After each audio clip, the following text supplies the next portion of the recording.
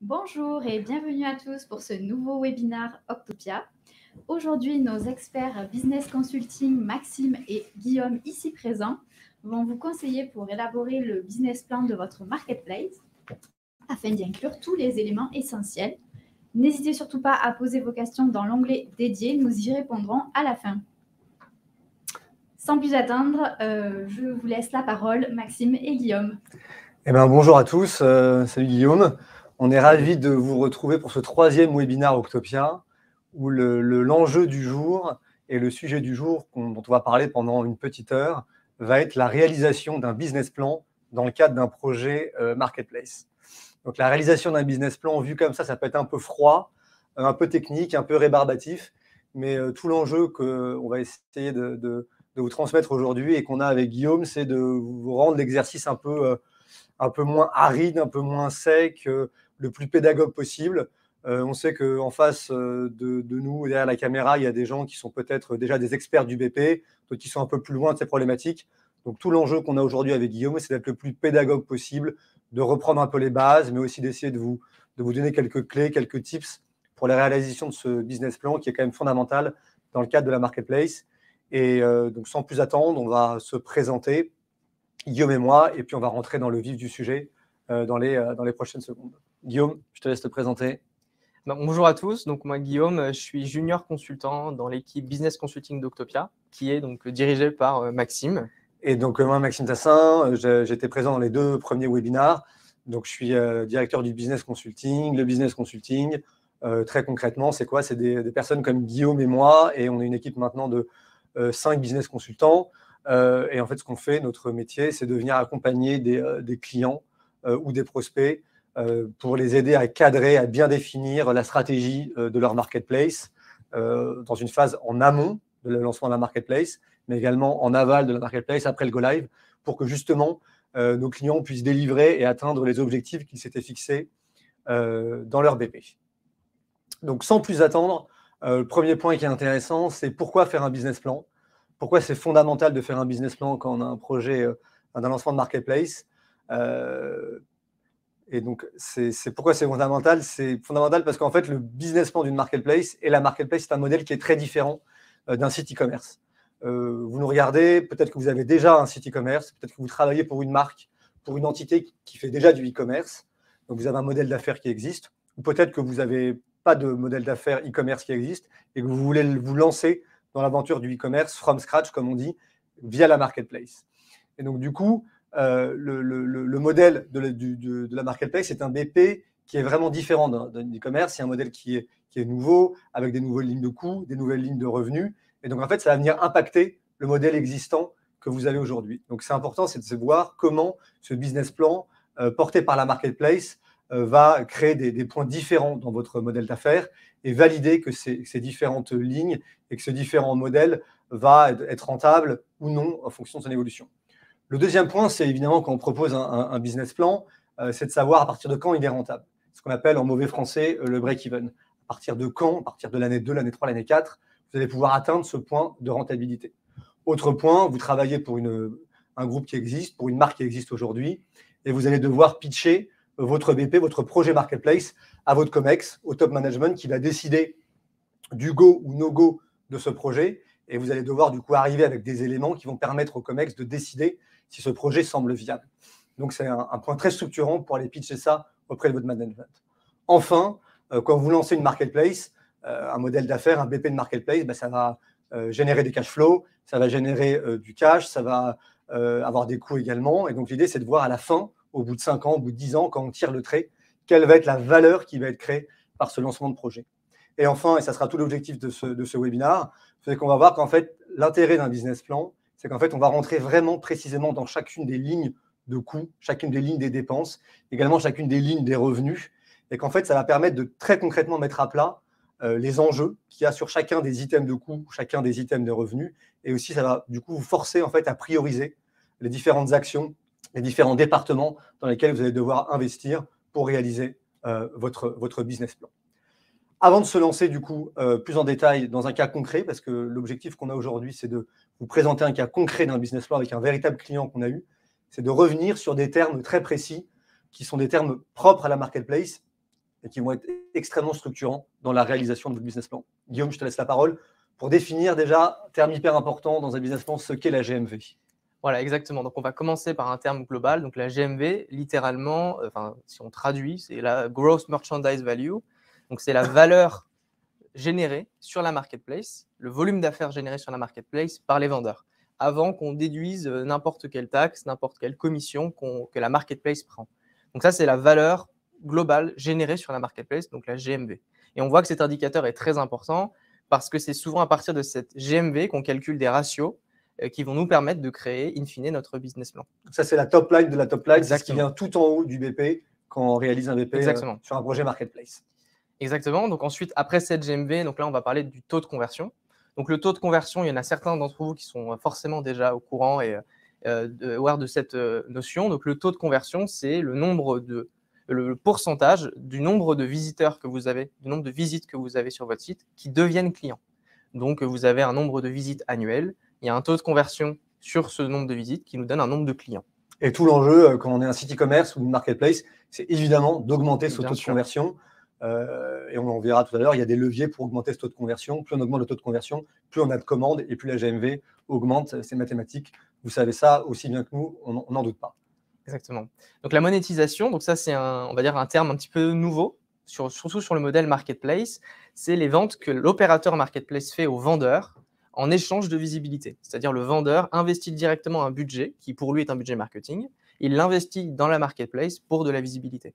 Et c'est un modèle très important. Ça peut représenter une grosse ligne de revenus pour une marketplace de manière générale. Et on va voir que ça a un impact très positif sur un business plan. Voilà, c'est vraiment très important. Et la monétisation, donc c'est, pour le dire autrement, c'est en gros, c'est vous avez des vendeurs, vous êtes une marketplace, vous avez 100, 200, 300, 1000 vendeurs. Et du coup, c'est comment je monétise le fait d'avoir beaucoup de vendeurs sur un marketplace en leur proposant des services, on y reviendra, des services financiers, des lignes de crédit, des services administratifs, de la visibilité, comme tu l'as dit, qui est le point principal pour monétiser cette base de vendeurs sur la marketplace qu'on a lancée. Et ce qui représente un avantage énorme par rapport à du budget investi uniquement sur Google ou sur des réseaux sociaux, c'est que la monétisation, l'opérateur marketplace peut expliquer aux vendeurs de manière très concrète 1 euro investi, combien ça donne en vente au final. Et donc, on voit réellement l'impact de l'investissement du vendeur sur ses ventes. Exactement. Ça, c'est un point très clair également, très important. Donc maintenant, le chiffre d'affaires. On a parlé tout début donc, de la GMV, donc la top line. À partir de là, on va regarder quel est réellement le chiffre d'affaires généré sur cette marketplace. Rapidement, il est composé de plein de piliers. On le verra dans une étude de cas ensuite. Donc d'un côté, les revenus que l'on récupère à travers les vendeurs, donc les commissions, la monétisation. Et de l'autre côté, par le client final, où pour le coup, on peut avoir des souscriptions, des abonnements ou même des assurances. Chiffre d'affaires, c'est clair. Et donc le churn, donc ça c'est un terme qui va encore être un petit peu différent sur le modèle marketplace comparé à des modèles retail classiques.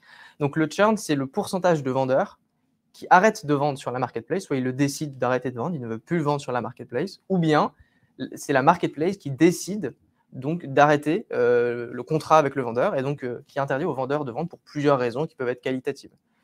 Exactement. Et le churn, je m'arrête 2 secondes parce que c'est selon moi un des key terms, comme on a dit, qui est fondamental. Parce qu'en fait, le churn, c'est propre à la marketplace, vraiment. Il y a des vendeurs qui s'inscrivent sur la marketplace, qui décident de quitter la marketplace, mais il y a aussi des vendeurs qui sont sur la marketplace, qui sont tout simplement plus actifs. Ils ne se désabonnent pas de la marketplace, mais ils sont plus actifs. Et le résultat est le même, c'est juste qu'ils ne vendent plus. Ils n'animent plus leurs ventes et leurs produits. Et donc, c'est très important d'avoir un taux de churn le plus faible possible, justement, pour garder des vendeurs les plus actifs. Parce que les vendeurs, et on insiste souvent ici ça chez Octopia, c'est l'or de la marketplace, c'est ce qui fait vivre la marketplace. Et ce terme, au-delà de ça, on le voit avec nos clients, c'est souvent sous-estimé. On pense pouvoir garder les vendeurs et on estime qu'un vendeur qu'on onboard, il va rester chez nous. Et on se rend compte que c'est très souvent sous-estimé. Et donc, c'est une question cruciale qui a un impact fort sur le business. Ouais, c'est un gros challenge. Les vendeurs, le principal challenge de la marketplace, c'est clair. Ensuite, après avoir balayé ces 5 termes, ces 5 notions importantes dans la réalisation du BP de la marketplace, on trouvait intéressant avec Guillaume de vous montrer aussi quels étaient les indicateurs de performance clés qui allaient driver votre business plan.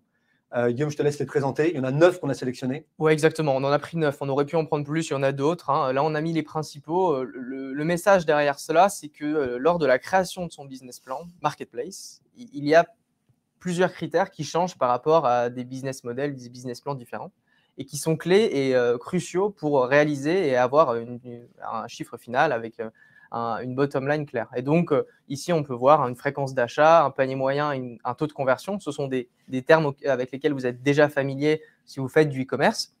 Mais par contre, il y a d'autres termes qui, pour le coup, changent avec, on parle de nombre de vendeurs, on va parler de churn, on va parler de taux de commission. En bas à droite, on voit un nombre d'ETP. Alors là, pour le coup, le nombre d'ETP, vous l'avez déjà, mais il va y avoir des ETP avec des corps de métier qui changent, avec gérer les vendeurs. Et donc, tout ça, ce sont des choses qui sont un petit peu nouvelles dans un business model et un business plan marketplace et qu'on va vous expliquer dans une étude de cas. Exactement. Voilà. Donc, si on rentre dans le vif du sujet, donc n'ayez pas peur, ne quittez pas le webinaire. La formule, comme ça, peut faire un peu peur. En fait, elle est très simple et tout l'enjeu, ça va être de pouvoir être le plus pédagogue possible pour vous expliquer comment nous, chez Octopia, quand on accompagne un client, en fait, quand on accompagne un client ou un prospect et qu'on doit travailler avec lui son business plan, on arrive avec cette formule très simple qui est la GMV. On en a parlé, qui est à droite de ce slide. C'est quoi, en fait, la GMV? C'est très simple. C'est, donc, du coup, un panier moyen par commande, en haut, l'average basket, qui est multiplié par le nombre de commandes. Ça, basique, ça nous donne la GMV. Ensuite, ce panier moyen par commande, donc en haut, c'est quoi? C'est la multiplication, en fait, du prix moyen par produit multiplié par le nombre de produits par commande. Par panier. Par panier, Ouais, exactement. Donc ça, c'est vraiment la formule classique et ça nous donne du coup un panier moyen.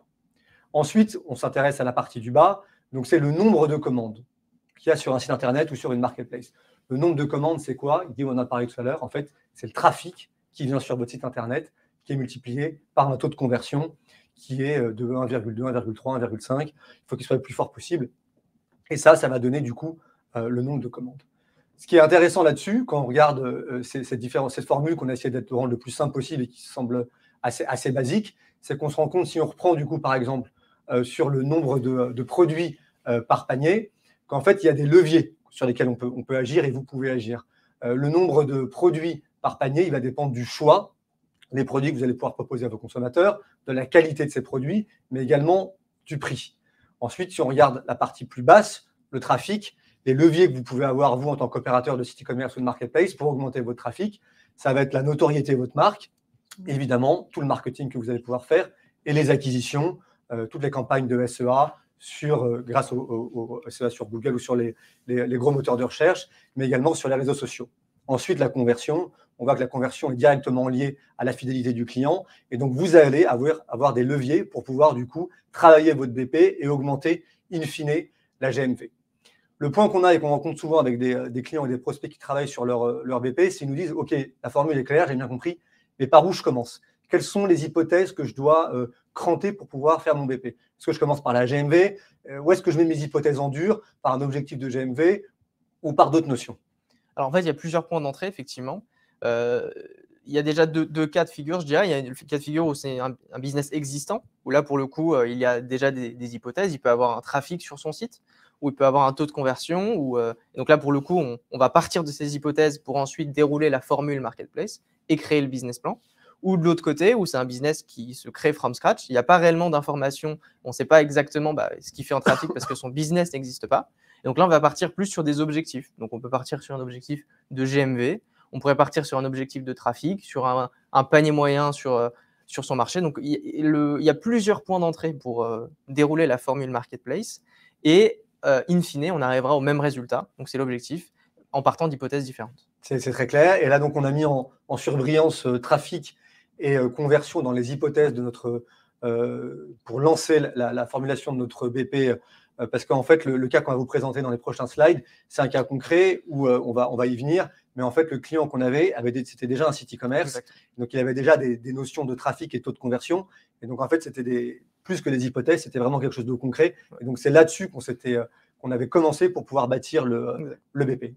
Mais comme le disait Guillaume, avec un autre client, on aurait pu commencer par des hypothèses de GMV avec des investisseurs ou des actionnaires qui auraient pu dire à sa marque, je veux 100 millions de GMV en 10 ans. Et donc, du coup, construisez votre BP à partir de là. Donc, on arrive maintenant à ce cas concret, à ce business case qui est un cas réel. Alors, on a changé le nom pour des raisons de confidentialité. Donc, on a pris le nom de Magic Bébé, qui est un nom totalement inventé, évidemment. Mais le cas qu'on avait avec Guillaume, sur lequel on a bossé avec ce client, c'était un cas d'un site e-commerce, d'une marque, qui était à la fois dans du brick and mortar, avec des magasins physiques. Donc, cette marque avait 48, une cinquantaine de magasins en France et en Europe. Donc, ils étaient sur le marché d'Europe de l'Ouest. C'était quand même une grosse entité, puisqu'ils avaient 300 millions d'euros de chiffre d'affaires, ce qui était quand même pas mal. Ils avaient déjà un site e-commerce, on l'a déjà dit. Mais le point qu'ils avaient, et la raison pour laquelle ils étaient venus nous voir, c'est qu'en fait, ils étaient confrontés de plus en plus à une concurrence forte de gros acteurs américains, qui venaient du monde entier, des e-commerçants essentiellement, qui étaient des généralistes à la fois, mais également ils étaient face à des pure players, marketplace, qui se lançaient de manière très récente dans le e-commerce. Et en fait, ils avaient des parts de marché qui étaient grignotées par à la fois ces géants généralistes et en même temps par ces marketplaces pure players nouvellement arrivés, qui étaient extrêmement réactives, extrêmement agiles, qui leur prenaient des parts de marché. Donc, pour être encore plus précis dans le use case qu'on va vous présenter, donc ils avaient un front e-commerce qui était un front Magento 2, technologie classique du marché que vous devez connaître. Et donc, on le redit, ils n'avaient pas de marketplace. Donc, quand ils sont venus nous voir en nous disant, voilà, on a un taux de croissance de notre chiffre d'affaires qui est faible. On voit 1,2%, voilà, qui n'est pas au niveau de ce qu'on attendait. On a des gros enjeux de croissance. Le e-commerce se développe, mais on n'arrive pas à satisfaire les demandes de nos clients, notamment en termes d'offres. Vous le savez, on en a parlé la dernière fois dans le cadre de notre dernier webinar. Chez Octopia, on croit beaucoup à ce qu'on appelle la marketplace de convenience, et on est convaincu en fait qu'il faut satisfaire les attentes du client en termes de convenience. Je le redéfinis rapidement. La convenience, c'est quoi? C'est assurer au client final qu'il va pouvoir acheter sur un site e-commerce ou ailleurs d'ailleurs, avec le plus de confort, le plus de facilité, le plus de simplicité possible. Ce mot anglais, la convenience, qui est très fort en termes d'anglais, qu'on a du mal à traduire en français, ça implique en fait tout ça. Notion de fluidité, de simplicité, de sans effort et de confort. Et en fait, ce site e-commerce Magic Bébé faisait ce même constat que nous, et on s'est retrouvé là-dessus. C'était, je dois proposer à mon client final tout ce confort et cette simplicité d'achat. Ça passe par les bons produits, au bon prix, large gamme de produits, une livraison parfaite, sans couture, et une expérience sur son site internet qui soit la plus fluide et la plus seamless, comme on dit, possible pour lui. Ça, c'est les briques de la convenience qu'il avait en tête et les objectifs qu'il avait. La principale de cette convenience pour nous et pour lui, c'était d'élargir l'offre. Il avait quelques milliers de produits à vendre sur son site e-commerce et il vient nous voir en nous disant « Moi, il faut que je devienne le one-stop shop de mes clients quand on doit acheter des produits pour les enfants et pour les bébés. » Donc, il avait un impératif fort qui était d'augmenter la largeur de ses produits et de son offre sur son site internet. Et ça, c'est la marketplace. On ne va pas se mentir, c'est la marketplace qui permet vraiment de faire ça. Troisième point qu'il avait, c'était de se dire, OK, moi, je veux rentrer dans la marketplace, je veux lancer ma marketplace, mais je sais que c'est un nouveau métier. Je sais qu'il va y avoir des complexités qui est forte, et celle-là, je ne veux pas la porter. Je ne veux pas porter la complexité de la marketplace, parce que c'est un nouveau métier, c'est former de nouvelles équipes. Je viens du e-commerce, ce n'est pas exactement comme la marketplace, et je veux du coup outsourcer, externaliser cette complexité et la confier à des gens dont c'est le métier. Et c'est là, et on y reviendra, que la proposition de valeur d'Octopia prend toute sa dimension, et c'est là-dessus qu'on a pu les aider. Guillaume, comment on a fait du coup la réalisation de ce BP avec ce client qu'on a rencontré? Quelles étaient les 4 étapes? Alors les 4 étapes, c'est ce que vous voyez à l'écran. Donc 4 étapes en fait assez classiques. On est parti d'hypothèses structurantes. On l'a expliqué tout à l'heure rapidement lors de la formule marketplace. Donc on est passé des hypothèses structurantes de leur business existant. Donc on va vous montrer ensuite, c'est le trafic et la conversion. À partir de là, on a déroulé une liste de revenus, donc GMV, chiffre d'affaires. On y associe des coûts. Donc on associe les coûts de marketing, opérationnel, IT, pour finir sur la bottom line. Donc la bottom line, c'est ce qu'on voit, l'atterrissage à 3, 4, 5 ans sur des indicateurs clés qui peuvent être la GMV, qui peuvent être l'EBITDA. Voilà. C'est les 4 étapes clés. Et on va revenir dans chacune de ces étapes. Exactement. De manière précise. Et on va commencer du coup tout de suite en vous montrant en fait les hypothèses. On vous l'avait dit précédemment, en l'espèce, ce client, on était parti du trafic et on était parce qu'il en avait déjà, et du taux de conversion parce qu'il en avait déjà.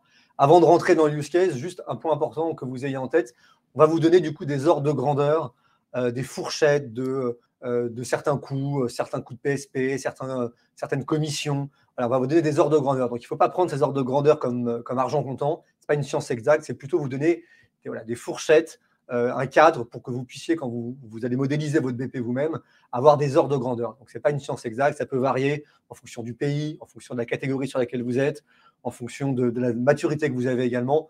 Il ne faut pas prendre ça pour une science exacte, mais c'est juste pour vous aider à cadrer en fait certaines formes d'hypothèses. Bien sûr. Et on a essayé de rendre ça le plus simple possible. Donc, on va essayer de le vulgariser un maximum. Exactement.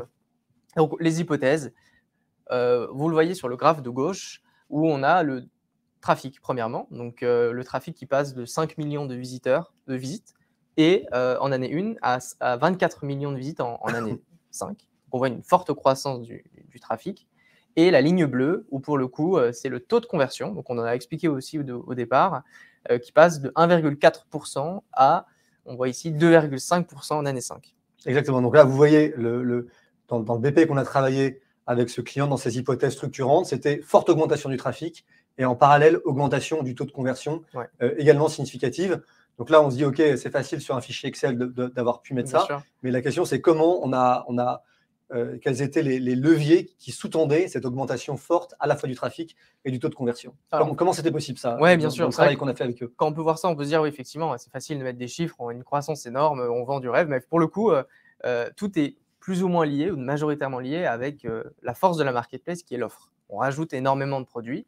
Et donc, en rajoutant des produits qualitatifs, en faisant finalement une offre large et profonde, eh bien, on voit qu'on améliore le trafic parce qu'il y a un meilleur référencement et on améliore également la conversion parce que plus il y a de produits, plus c'est ce qu'on disait un one-stop shop pour le client final, une marketplace de convenience et le consommateur donc trouve tout ce qu'il veut et consomme plus, donc améliore le taux de conversion. Exactement. Et donc, c'est ce qu'on voit un petit peu à on va dire, la partie droite du slide avec les catégories sur lesquelles donc, notre client voulait être présent. Il était déjà présent sur la catégorie childcare, donc la puériculture, et il voulait immédiatement ouvrir une autre catégorie qui était l'hygiène beauté dès le lancement. Pour les enfants, exactement, pour les bébés. Donc ça permettait déjà de rajouter des produits en dehors de ce qu'elle faisait habituellement.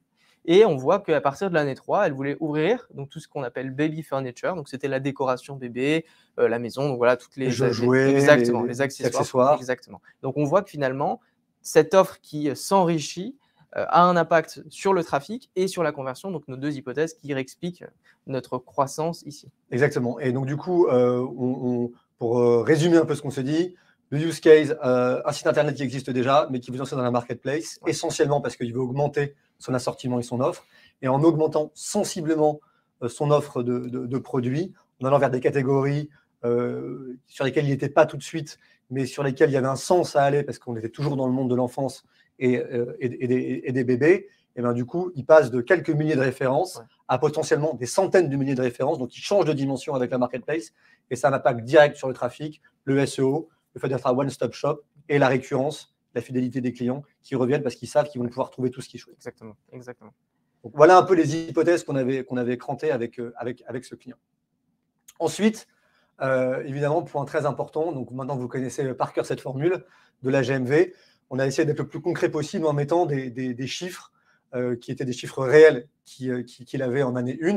Et là, on se place maintenant en année 3 pour vous montrer quels étaient ces chiffres dans la formule de la GMV du client Magic Bébé. Donc, Guillaume, je te laisse présenter maintenant les chiffres qu'il y avait sur chacun des items clés pour la réalisation de la GMV. Bien sûr. Donc oui, donc je le répète, on se concentre sur l'année 3 pour le coup. On verra à la fin du webinaire la bottom line où on a une évolution de l'année 1 à l'année 5. Donc à partir de l'année 3, on a repris la formule qu'on vous a déjà présentée, à laquelle on a ajouté des informations. On voit en bas à gauche le trafic, la conversion, en vert, qui sont les deux hypothèses qu'on a définies juste avant. Donc 12 millions de trafic et 2% de conversion. Ce qui nous donne un nombre de commandes, ici de 240 000 commandes annuelles, donc 240 000 commandes réalisées sur la marketplace. En haut à gauche, en blanc, ce sont les hypothèses marché. Donc là, pour le coup, des bench marchés que nous avons en interne avec nos prospects, avec nos clients, avec des études qui nous permettent de dire ici qu'on avait 1,3 produits par panier avec un prix moyen du produit à 42 €. Ça nous a donné un panier moyen à 56 €.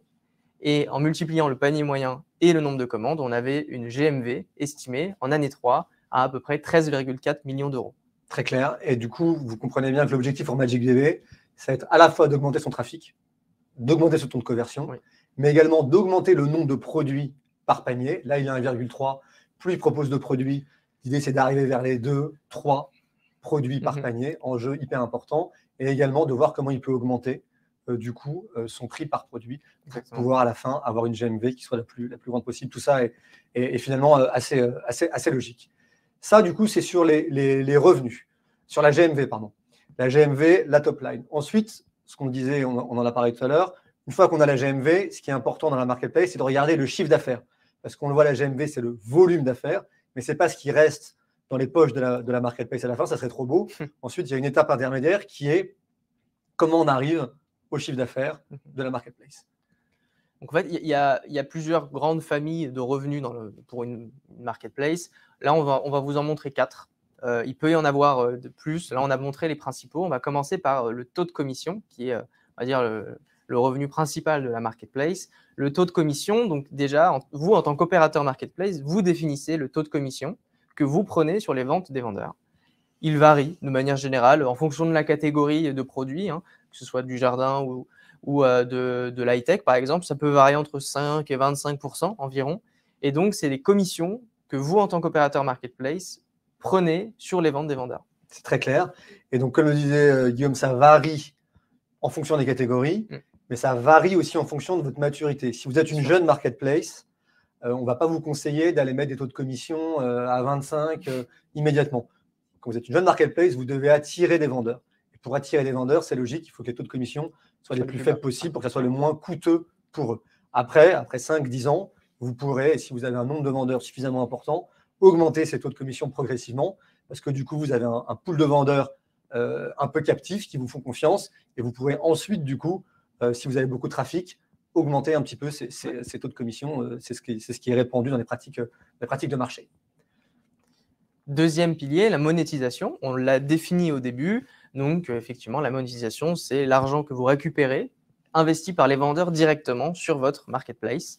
Et donc, ça représente, on peut le voir, avec 13,4 millions de GMV, une monétisation entre 0,1 et 2%. On voit que ça peut représenter un revenu très conséquent pour la marketplace. Exactement. Et la monétisation, pareil, plus on est mature, plus on est une marketplace qui a des années d'expérience, qui génère de la GMV et qui a donc des vendeurs. Il y a un lien direct entre le nombre de vendeurs et la GMV.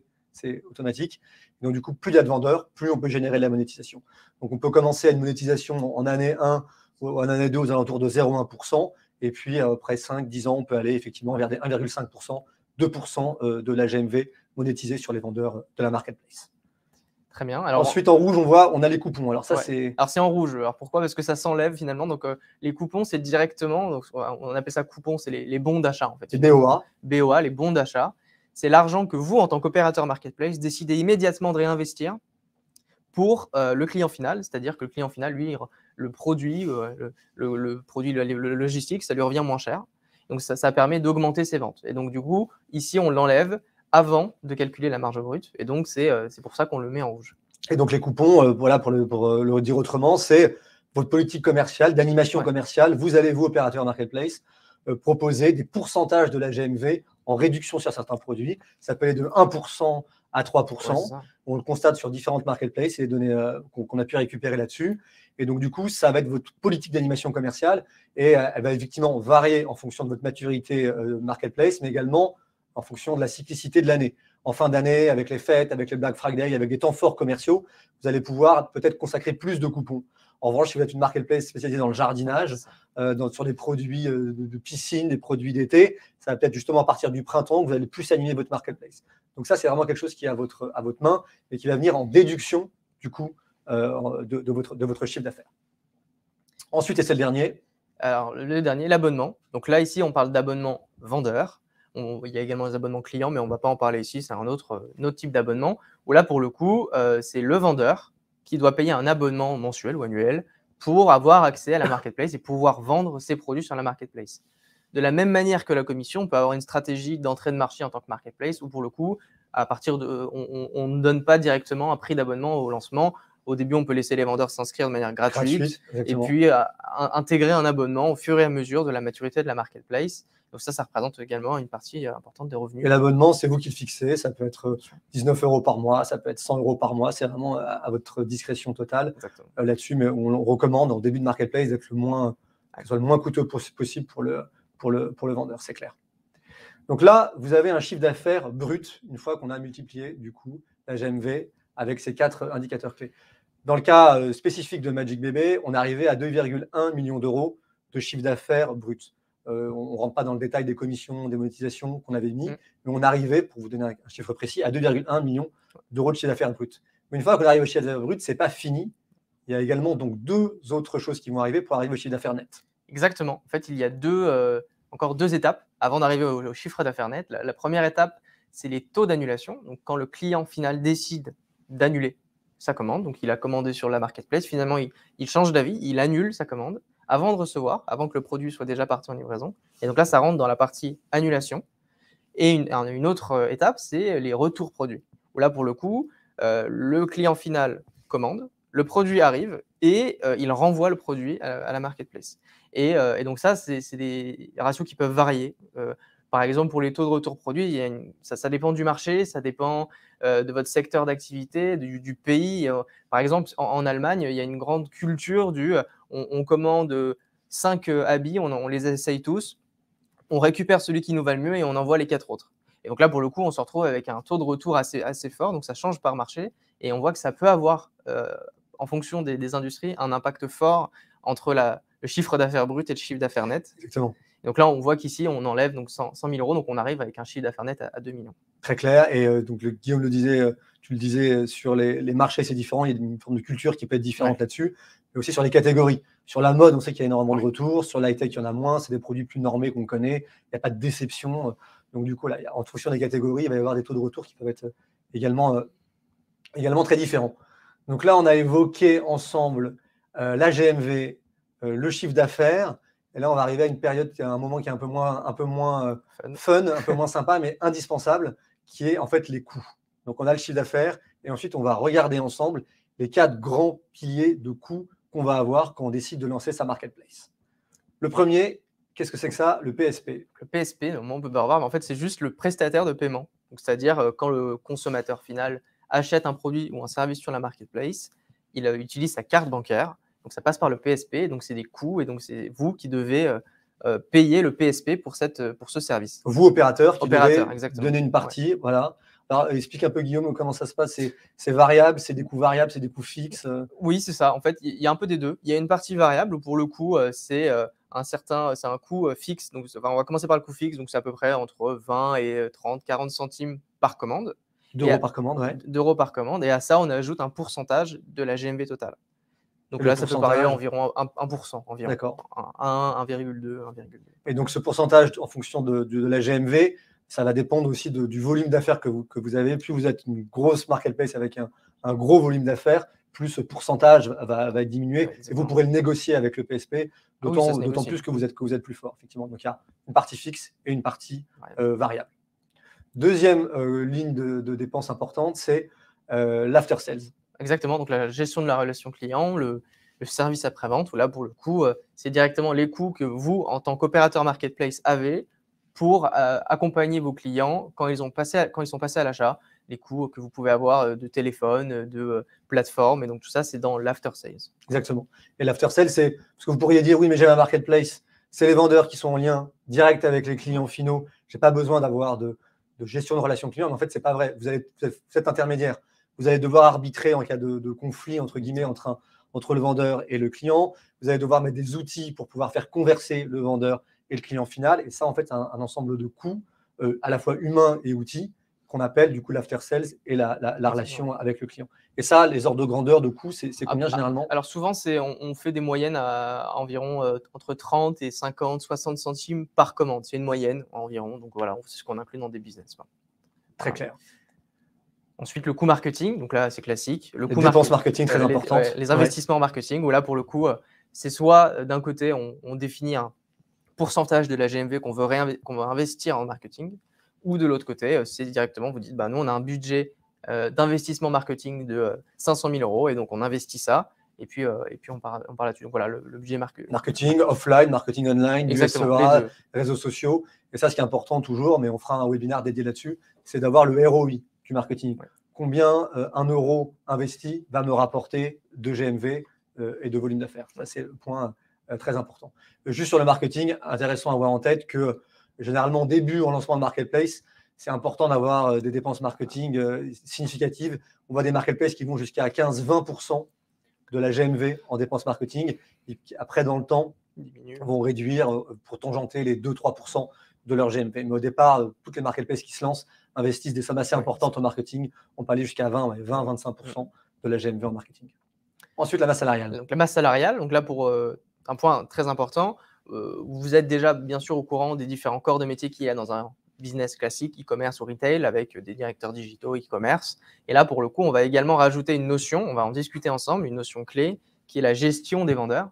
Et donc là, on va introduire 2 nouveaux corps de métier, qui est le sourcing et le account management. Et donc là, ce sera également dans la case, on va dire, masse salariale. Mais on va faire un focus là-dessus parce que c'est vraiment un point important. Exactement. Mais on fera un focus tout à l'heure là-dessus. Et le dernier point qui est dans les dépenses, en fait, j'ai dit qu'il y en avait 4, mais il y en a 5, c'est effectivement les dépenses IT. Exactement, les dépenses opérationnelles IT. Et donc là, pour le coup, ça correspond par exemple, au run que vous avez sur votre plateforme de marketplace, ou la solution marketplace, où vous avez également l'hébergement ou la licence. Exactement. Du front. C'est les licences de la plateforme marketplace, les licences du front, l'hébergement, c'est tout ce qui permet à votre marketplace de fonctionner Exactement. de manière opérationnelle dans son run. Et donc avec ça, qu'est-ce qu'on obtient? Avec ça, on obtient donc le chiffre d'affaires net moins tous ces investissements ou ces coûts. On arrive à un EBITDA qui est donc ici en année 3 estimé à environ 77 000 euros. Donc ça, c'était pour notre cas précis de nos fameux cas concrets avec MagicBB. Exactement. 77, ça peut paraître faible, mais on n'est qu'en année 3. On verra ce que ça donne en année 5. Et surtout, là, c'était juste pour vous montrer que c'était en année 3 que notre client estimait pouvoir être en break-even et atteindre son point de rentabilité. C'était à partir de l'année 3. On a vu du coup les revenus, on a vu les coûts. Et là, l'objectif, c'est de pouvoir faire un focus sur un point très précis sur la masse salariale, qui est en fait le poste de dépense vraiment essentiel qu'il va y avoir. Dans la masse salariale, c'est sur la partie, donc du coup, sourcing et animation des vendeurs de la marketplace. Exactement. Alors, en fait, assez simplement, ce qu'on expliquait, c'est qu'il y a 2 nouveaux corps de métier.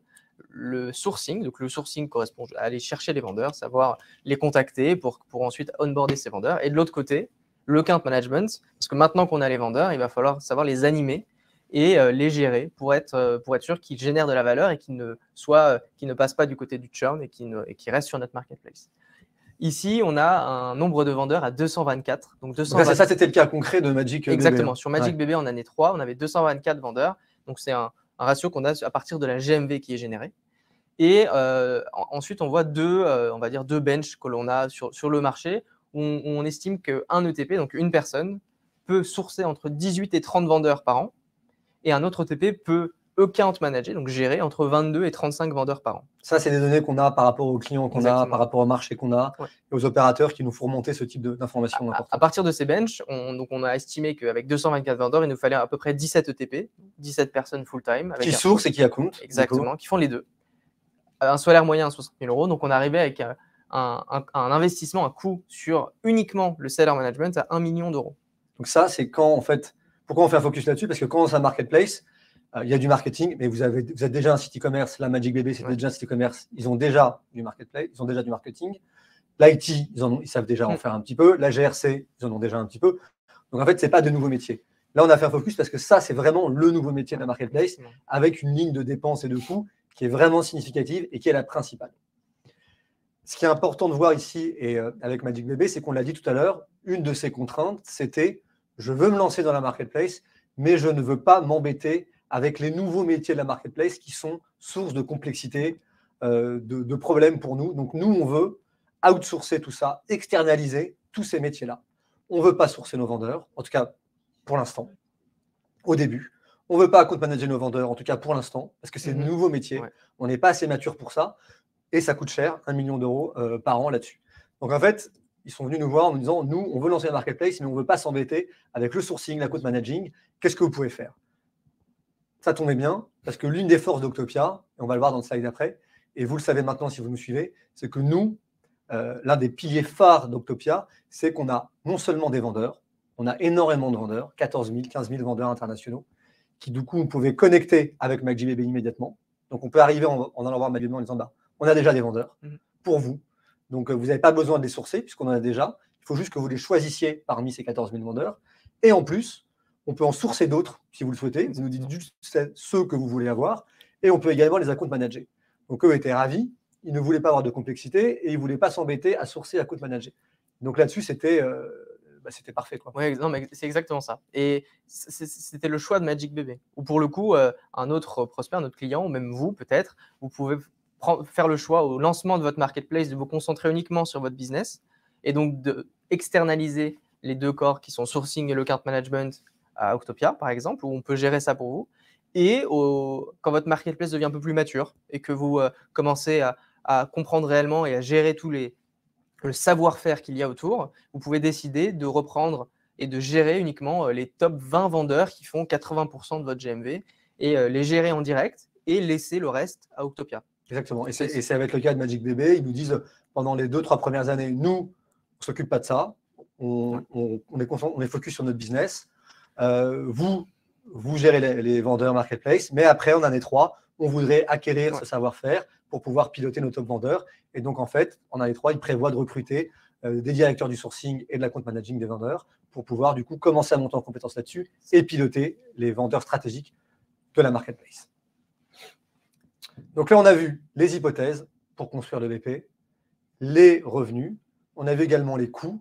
Et donc là-dedans, on va regarder un petit peu de zoom arrière, de vue d'avion, comme on dit, ce que ce BP a donné sur les 5 années sur lesquelles on a travaillé avec MagicBB pour construire ce business plan. Alors Guillaume, qu'est-ce que ça a donné à gauche déjà? Ouais, exactement. Donc là, on parle de bottom line. Donc la bottom line, c'est exactement ça. C'est regarder où est-ce qu'on atterrit à 5 ans. Donc là, on a pris 5 ans. Vous retrouvez à gauche l'année 3, 13 millions d'euros de GMV. Là, ce qui est intéressant de voir, c'est l'évolution de cette GMV entre la première année du lancement et l'année 5. On passe de 4 millions d'euros à 36 millions, principalement expliqué par le fait que MagicBB a bénéficié dès le lancement d'une force de frappe Octopia avec des vendeurs déjà présents et qui vendent dès le lancement, dès le jour 1 de la marketplace, avec des produits qui permettent, comme on le disait, de créer cette marketplace de convenience, cette marketplace one-stop shop pour le consommateur final. Donc là, on voit qu'ils ont été lancés avec environ 140 vendeurs dès le jour 1. Exactement. Et en fait, ce qu'on voit, et qui sont partis avec Octopia, on ne va pas se mentir, on l'a déjà dit, c'est un de nos clients. Et en fait, pourquoi ils sont partis avec nous, c'est qu'ils ont compris qu'en fait, on pouvait les aider à partir lancer. Parce que chez Octopia, on est convaincu qu'il y a un lien direct entre le nombre de vendeurs et la GMV. Plus il y a de vendeurs, plus il y a de GMV. Plus il y a de GMV, plus il y a de nouveaux vendeurs qui veulent venir. C'est comme ça qu'on peut alimenter et déclencher le fameux cercle vertueux dont on vous parle à chaque fois dans les webinaires. Et là, en fait, c'est pour ça que la croissance est forte, c'est qu'en fait, il y avait déjà des vendeurs qui vont amorcer la pompe à GMV et faire venir d'autres vendeurs et enclencher ce cercle vertueux. Ça permet d'atteindre la taille critique tant recherchée par les opérateurs de marketplace. Voilà. Et ça, c'est sur la partie de gauche. Voilà. Sur la partie de droite, donc rapidement, en fait, on peut voir justement la transition entre la GMV et l'EBITDA. Et donc là, pour le coup, l'EBITDA, on l'expliquait tout à l'heure, que le projet, donc la marketplace de MagicBB devient rentable, break-even en année 3. Et donc, c'est très rapide pour un lancement de marketplace qui s'explique bien sûr par ce lancement, encore une fois, avec des vendeurs et déjà de manière très opérationnelle. Et donc, c'est clair. Et donc, du coup, on s'est essayé un petit exercice qu'on avait construit avec eux en leur disant, bah, voilà, si vous partez avec nous, c'est le BP sur lequel nous, on table, avec des vendeurs que vous allez avoir et que vous avez au jour 1 de votre lancement. Et on leur a dit, voilà, qu'est-ce qui va se passer dans un BP avec Octopia, vous le voyez, et un BP sans Octopia. Donc là, évidemment, c'est le moment où nous, on est convaincus de notre solution et on voit qu'elle fonctionne, mais on est convaincus. Et en rouge, c'est le BP si ils étaient partis sans Octopia.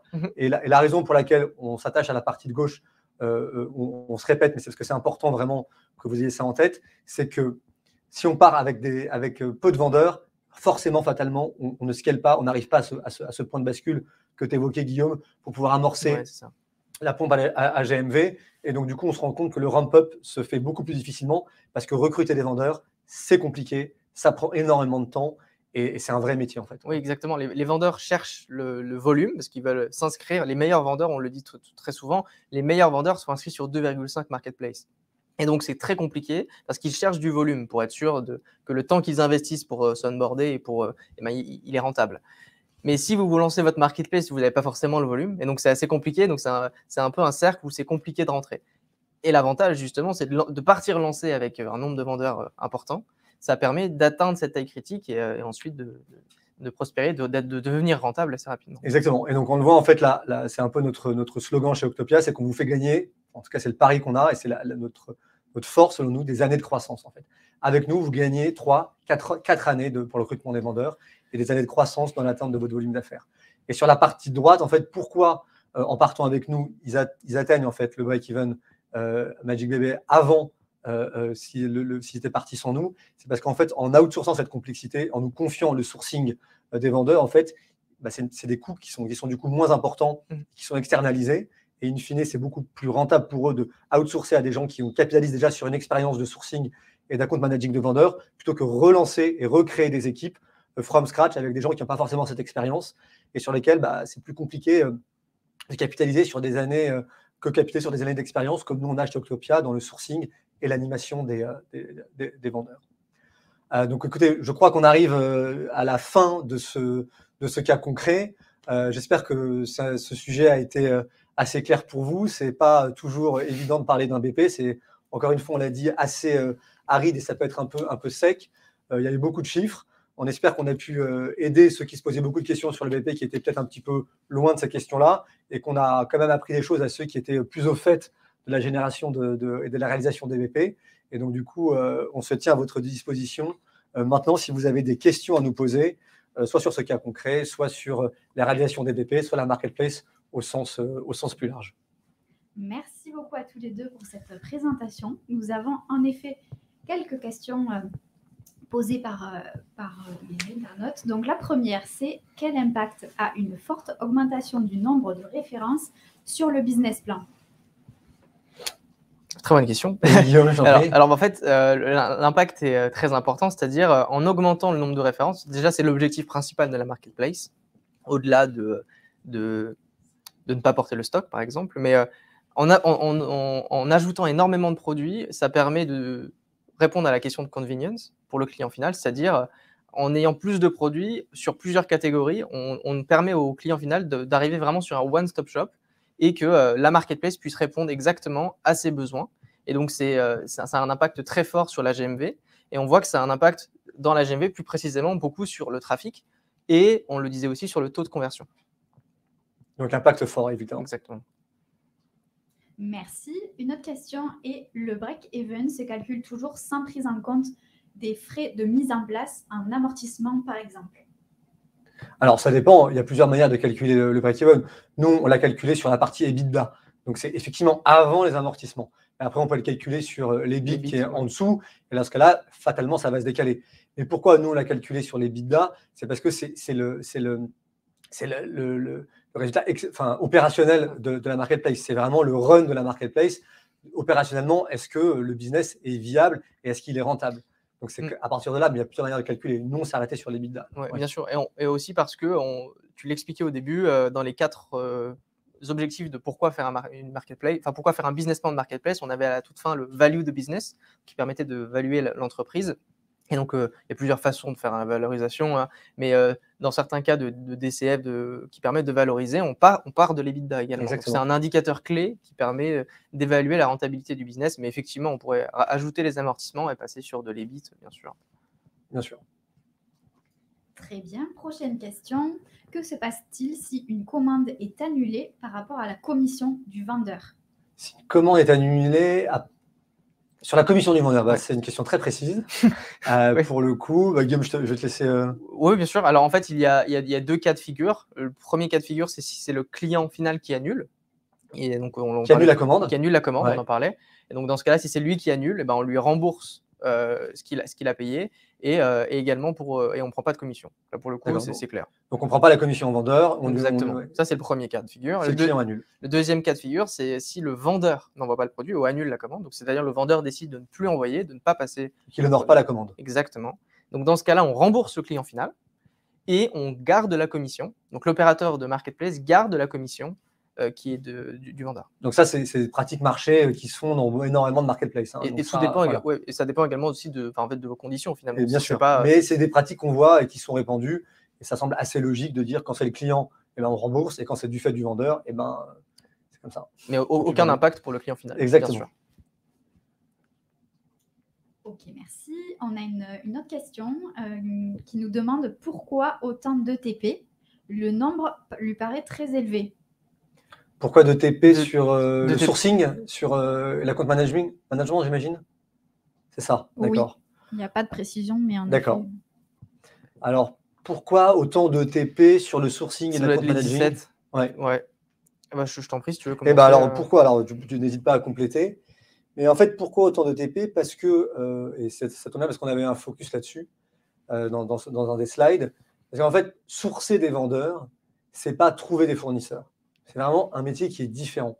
C'est pour ça qu'on dit que la marketplace, ce n'est pas le même métier que le e-commerce sans marketplace. Il y a évidemment des choses en commun, évidemment des accointances, mais ce n'est vraiment pas le même métier. Sourcer des vendeurs, c'est un vrai savoir-faire spécifique. Il faut savoir où ils sont, il faut les localiser, les identifier, faire des attaques listes, comme on dit, les contacter, leur donner envie de venir vendre chez vous. Ça, c'est sur le sourcing. Ensuite, il faut les onboarder.